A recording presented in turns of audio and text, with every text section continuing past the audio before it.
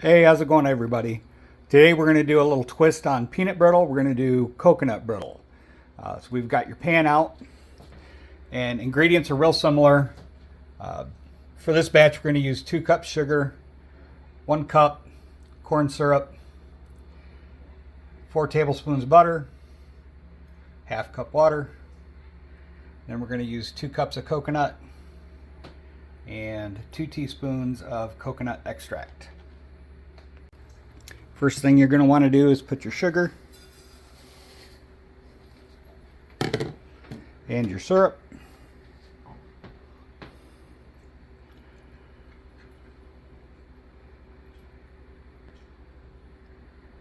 That's enough of the syrup. And then a little bit of water.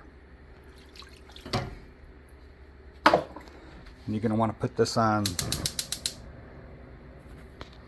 I start with a medium heat just because I'm using the copper pans and they conduct heat really quickly. You're going to want to get it stirred up good.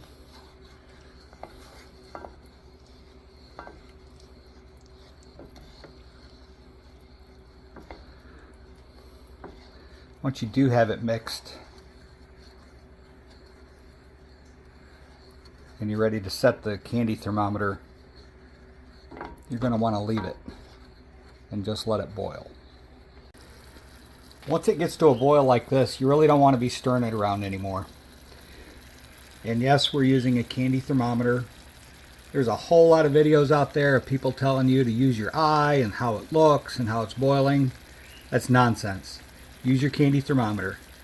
Once it gets to 300 degrees, we're going to start adding the butter, baking soda, coconut, and 2 teaspoons of coconut extract.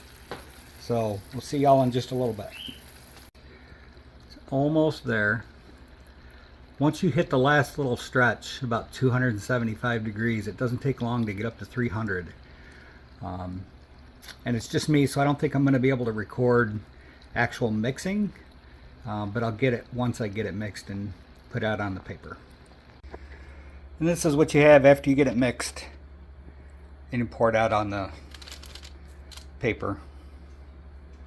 It smells really good. It smells really amazing.